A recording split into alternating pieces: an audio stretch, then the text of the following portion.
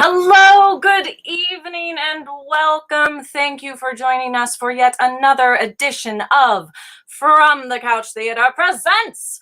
Tonight, we are honoring that age-old, ancient, traditional practice of performing short plays in the name of the sacred Saint Ides of March Madness. Yes, I know him. You know him. St. Ides has touched all of our hearts in one way or another, whether that's through cheering for a basketball team you've never cheered for the rest of the year, or drinking way too much on one particular night because everyone's a little bit Irish, or St. Ides has blessed us with the time to be inside, away from friends, just in case they stab you in the back.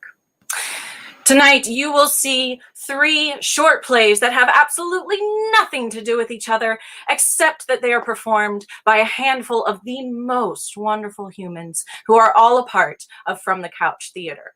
Actors who, by the way, St. Ides himself has blessed. I know, he texted me. So, without further ado, sit back, grab your Guinness, and make sure your toga's nice and tight for a night of Saint Ides of March Madness!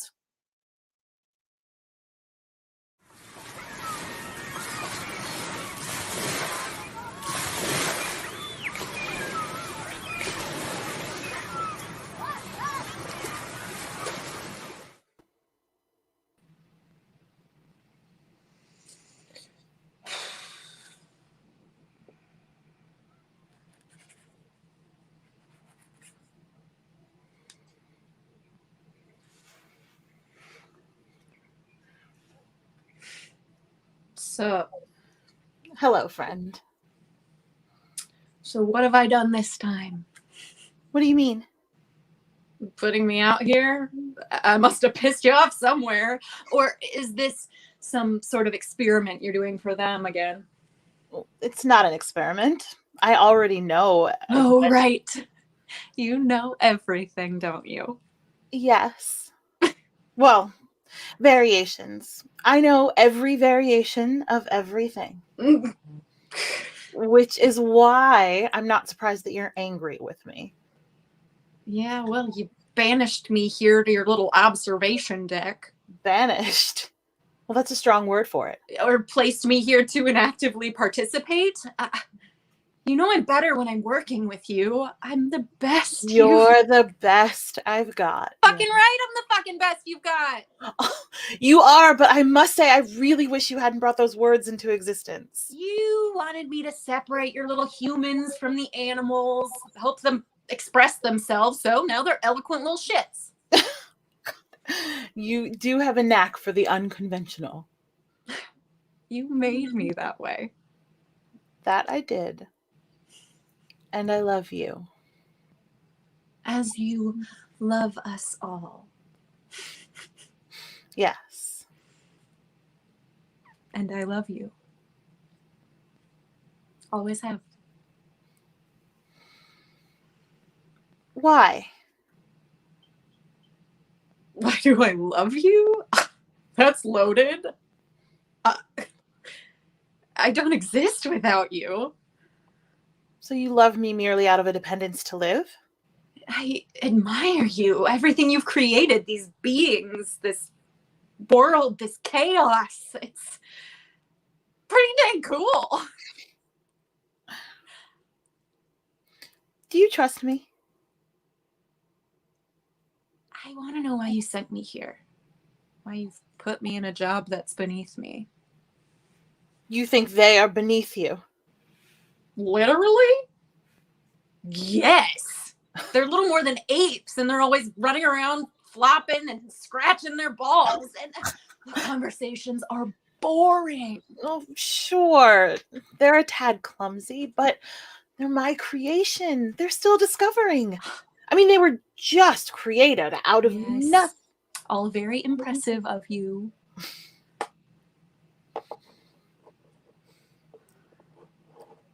I've been thinking about how I can make their lives better. What more could they need? They live in a fucking paradise. I was hoping you'd be able to tell me. You said you were best when you were helping me. I put you here to help me. Perhaps you should consider things a little beyond the here and now every now and then. Well, what's the one thing you haven't instilled in them? The knowledge of how their genitals work? Besides that. Understanding space and time?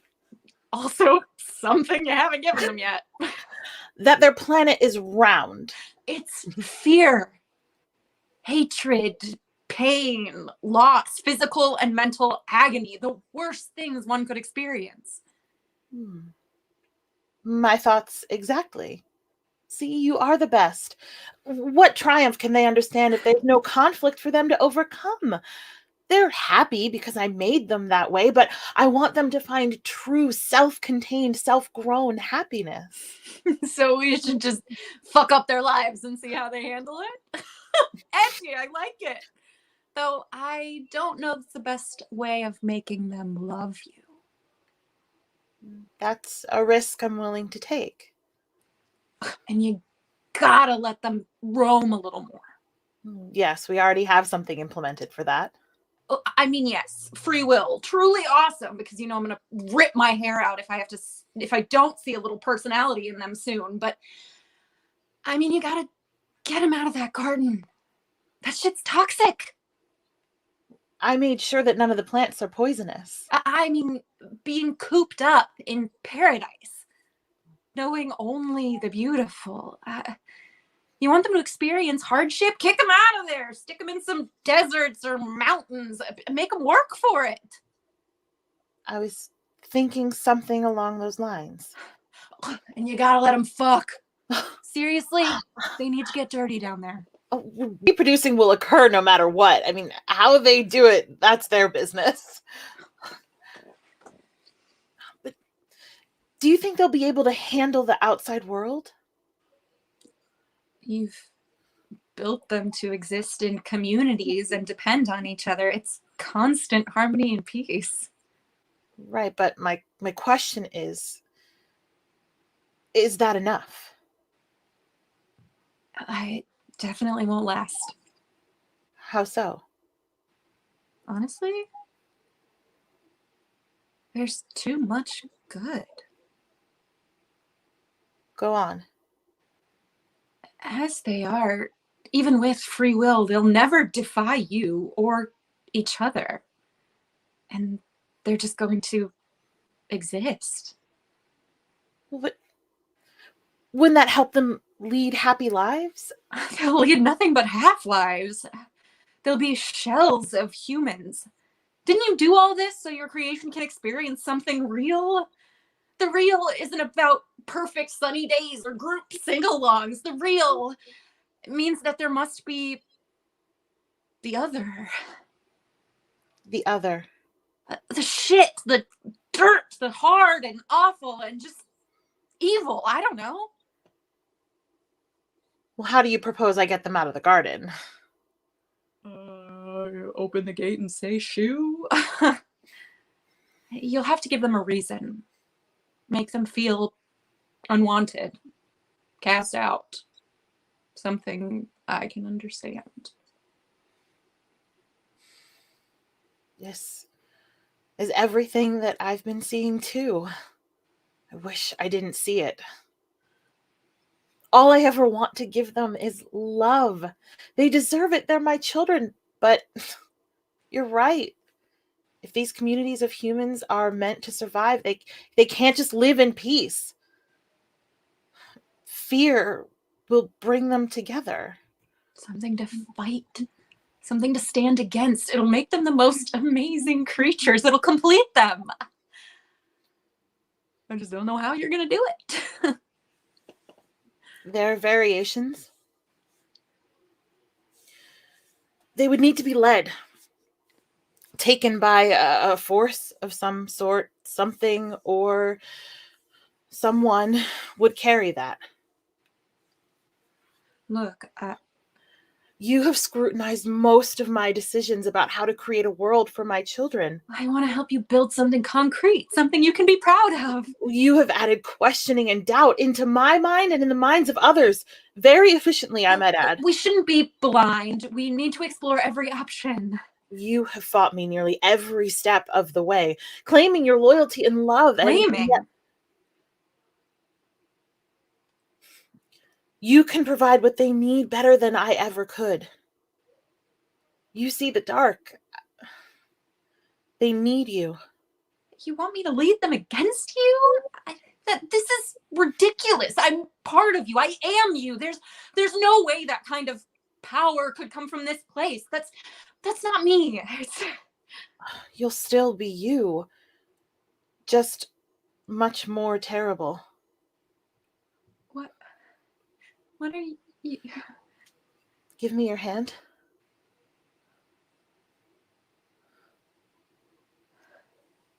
I'm so sorry.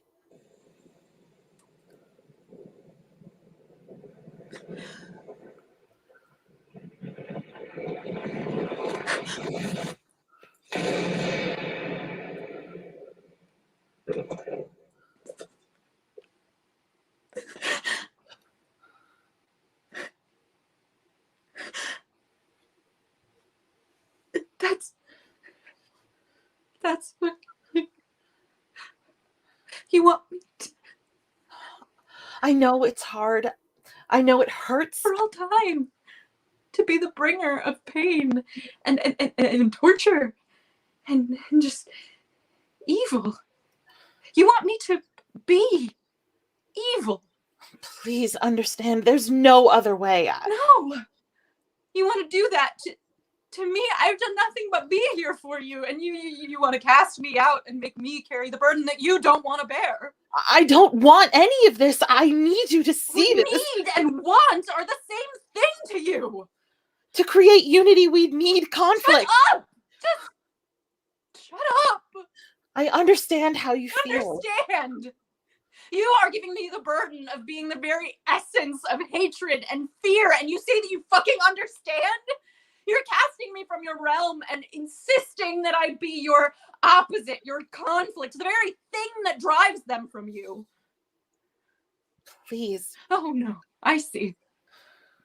You don't want to be the bad guy. You just can't stand to think that they may not love you. But hey, reality check. You are everything, good and bad.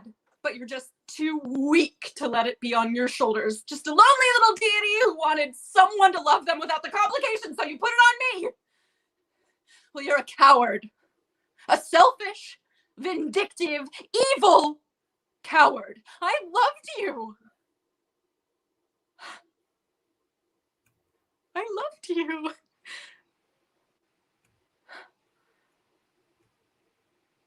I loved you.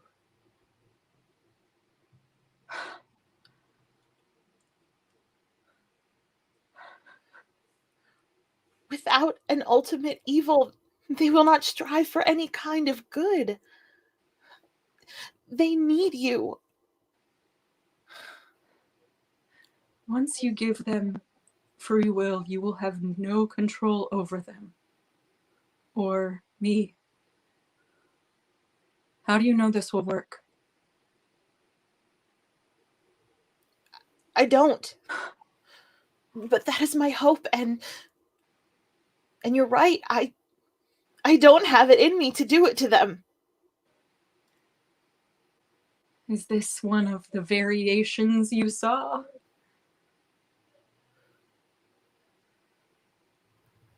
It was always going to end here. That's why you created me. Yes.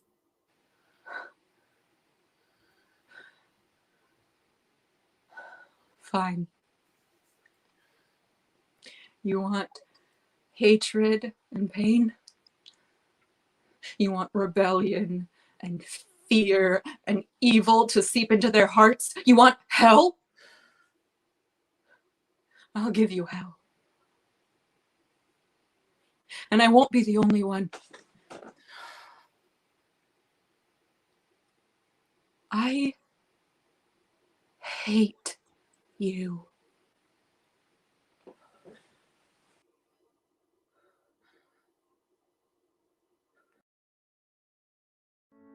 Yesterday, all my troubles seem so far away. I'm about to detonate, pull you closer and I'll be gone. Sorry, never say sorry. All my silence resonates, think you with me, but you're wrong.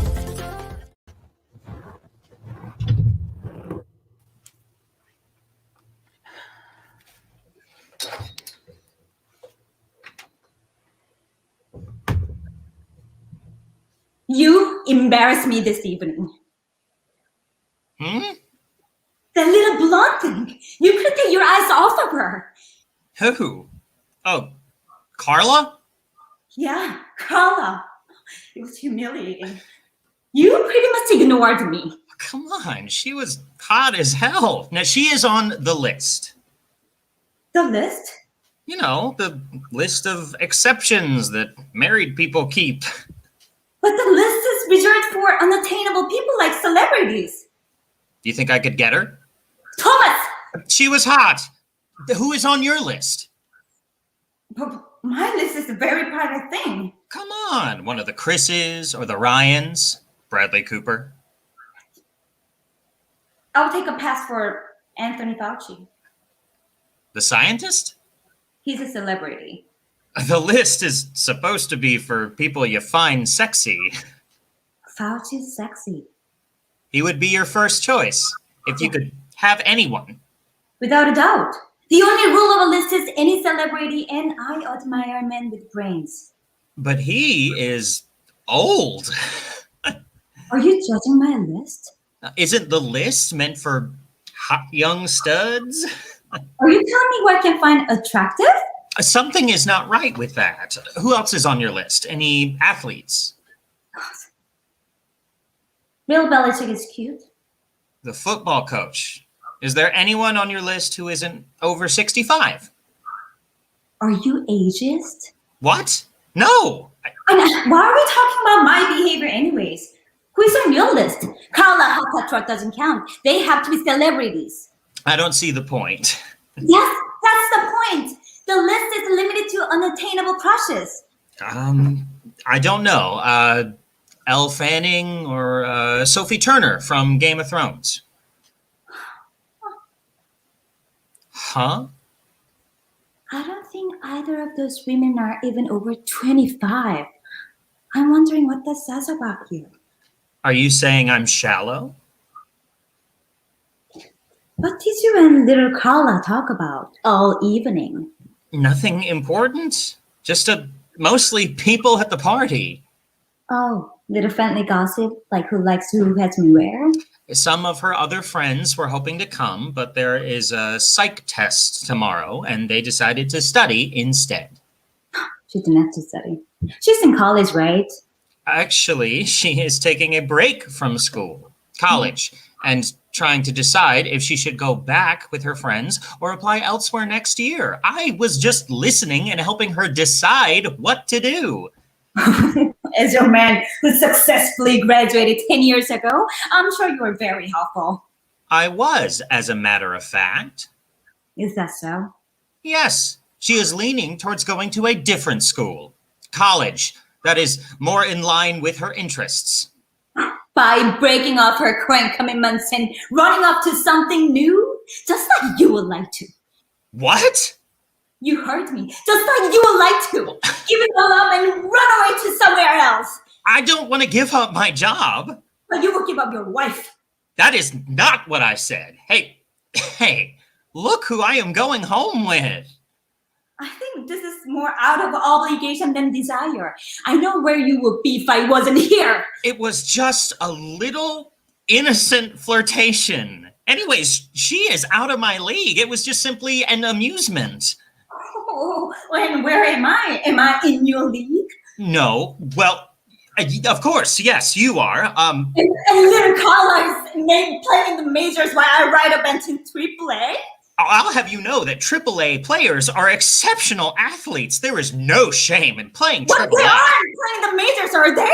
Not like little Carla, sweet little goddess of the new beginnings in far-off lands. Is this really what you want? To have a fight over who we did or did not talk to at the party? I want you to admit that you ignored me, and I want a full apology. I am sorry. I would have introduced you, but Because it is hard to arrange a hookup with your wife sitting there. I didn't think you would have anything in common. I went to college. I am sorry. It was wrong of me to spend so much time with her and ignore my wife.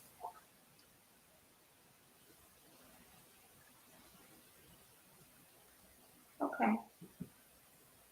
You did rather handsome in your suit, like one of those major league guys leaving the stadium after the game. We are on the same team, you know. I know. I was just a little jealous. I want you to pay more attention to me. One of the best things about baseball is there is always tomorrow. I'll make it up to you. Hold on. The score is now tied and we're going to extra innings. The game is not over until someone scores. Game on. Do you think I can compete? MVP. I just didn't want to lose you. I love you. A swing and a drive way back. It's out of here. A walk-off home run to win it easy in the 10th. The fans are going wild.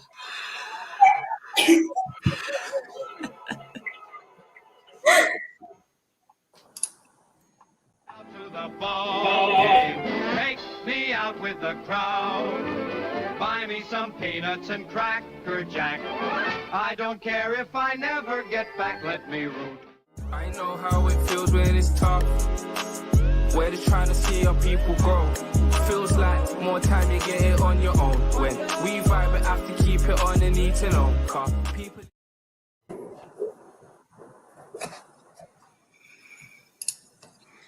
Look, I drank on my 21st birthday. I don't know anyone who didn't.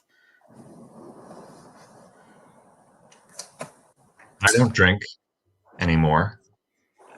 But it was just the one time. You can't blame each time on the alcohol. It doesn't make sense.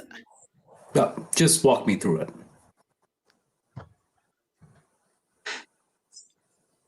Say I'm crazy. You're not going to believe me. No, just walk me through it. I'm here to listen.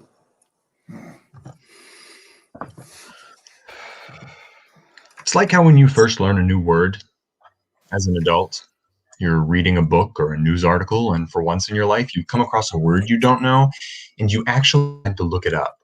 But then you start seeing it everywhere. I mean, fucking everywhere. And you wonder if it was always there and you're finally just noticing it is, or if it's following you. Look, I drank on my 21st birthday. I don't know anyone who didn't. I left my girlfriends and I drove home. I wasn't drunk. I was fine to drive. And I know people will say that I'm lying out of my ass because everybody drives drunk, but I mean it. I was fine to drive. Even if I wasn't, you can only blame the one time on the alcohol. You can't explain the others.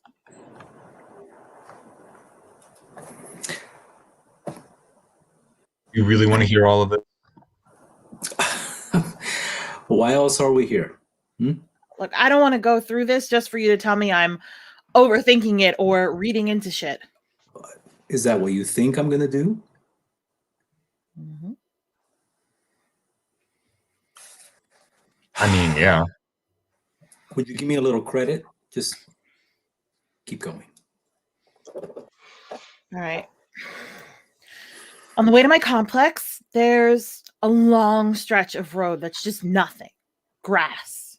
It's dark. My high beams don't work. And this goose is just suddenly in the middle of the road, right there in the headlights. I swerve so I don't hit it, and the car runs off the road and hits a fence. Car is smashed. Fence is smashed. I'm beat up, but nobody's hurt. And I look back at the road, and the goose is just there, minding its own business. It's fine. And then it just walks off. The car still runs, so I get back in and get home. And ever since, every time I pass by an accident, I see that same motherfucking goose staring at me. Fender bender. I see this goose, 3-car pileup. That fucking goose is on the opposite side of the road and it's staring at me. This goddamn goose is causing car accidents everywhere, and it knows that I know. It knows I recognize it. It knows I remember it, and I don't know what to do because I'm going completely insane. It's a goose. It's a goose. Why is this happening? Why is this happening to me? Why? Why am I the only one noticing it? I mean, what is this fucking goose up to? Like a regular goose. I told you wouldn't believe me. No, I didn't say that, did I? Please, just if you can go on.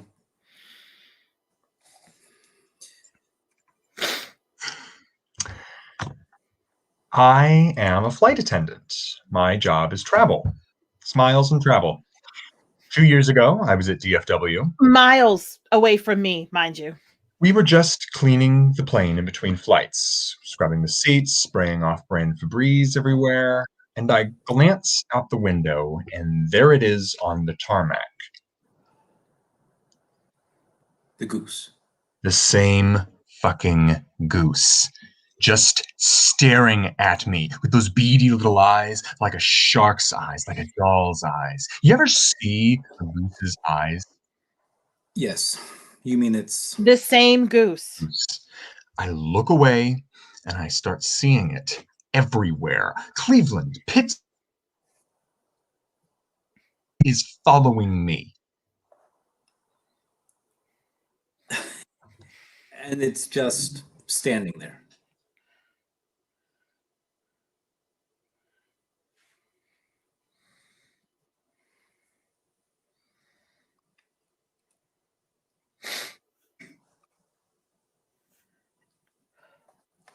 It's always just staring. It's like Okay. it's like it's hunting us. A haunting. No, hunting with no A. It follows us everywhere. I mean, it wants something, you know?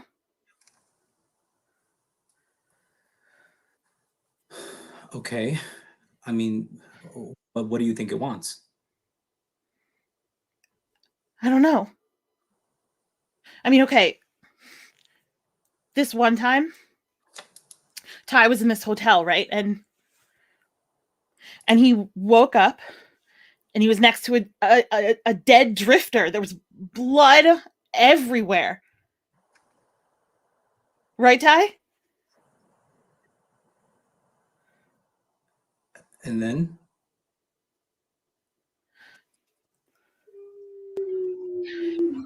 I mean, there was a knife in his hand. And the goose was on the other side of the room. It framed him for murder. Wait. I hit it. We're good at hiding things. Well, wait.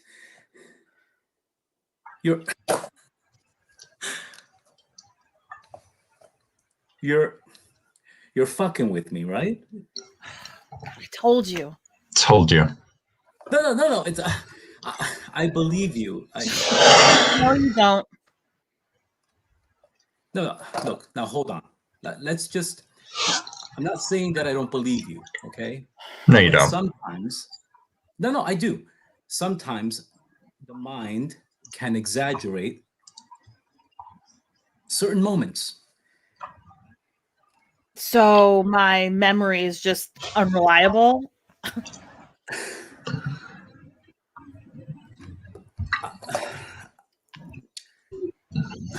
I think I remember hiding a dead body. Yeah. Okay. When things go wrong, it's natural to want to find something to blame. Even if it's It's the goose. Right. All right, well, this hasn't been very helpful, that fucking figures. I'll see you next week. Do you want to get a drink?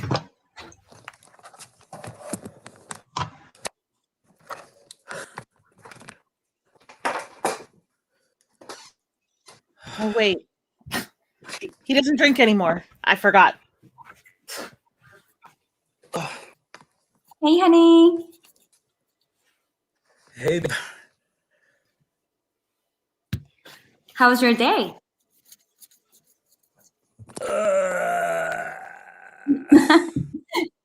That good. I'm still trying to process it, actually. Aw. Tell me about it. No. It's silly. Aw, try me. I'll get you a beer. Start talking. Okay. It's strange. I've been doing this long enough, and you'd think that I've heard everything. What's up? A couple of my patients are convinced that a goose is following them. Following them? Yeah. Why? I don't know, but it's malicious. Okay, every time they see it, something bad happens. Huh. What is a goose? It's just a fucking goose. I mean, you can't blame all your life's problems on the goose. No. Right? And at some point, you have to just stop and ask, how am I the problem in all of this? Amen. Thanks, baby.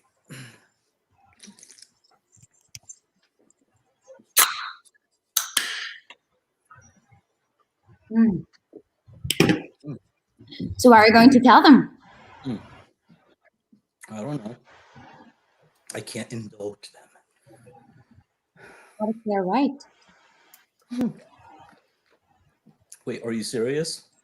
Yeah. What if they're right? This tastes funny.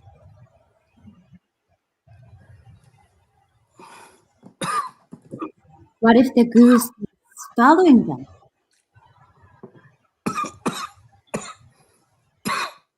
That means the goose expects something of them. And they need to act on that expectation. For everyone's sake.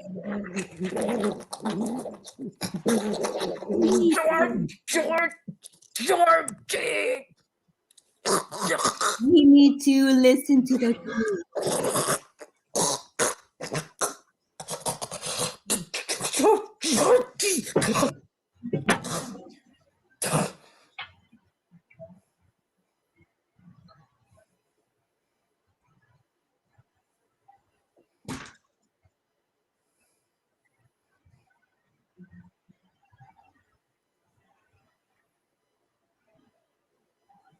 It's over. I did what you said. It's gone.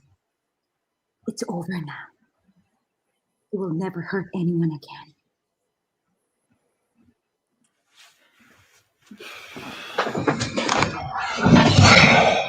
All right. See you around. Yeah, okay. See ya.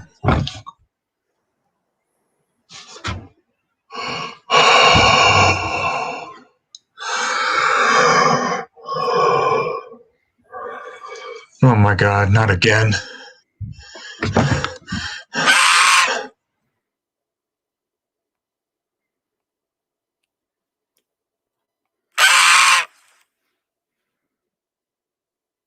Les pieds plantés dans un ruisseau. Écoute chanter ce drôle d'oiseau. Il nous invite.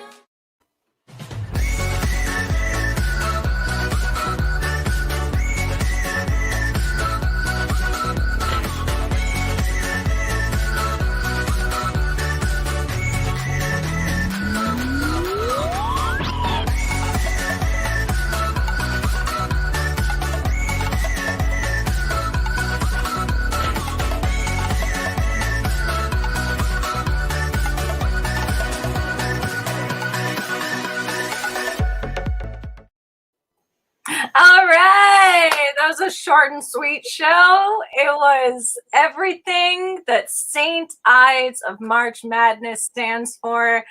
And it was amazing. Special thank you to each one of you for coming and watching us live. Special thanks to each one of you watching this after the fact. Thank you for watching. Thank you to every single amazing artist, director, and writer who contributed to tonight. Fun fact, in case you didn't already know, we have donations open. We are accepting donations via Venmo. We are at From the Couch Theater, and that is written R-E because we're fancy. Look out for our next production in April. We're going to keep doing this thing because, like, vaccination or not, we're still inside. So let's keep making virtual theater. Thank you again for coming. Have a great night.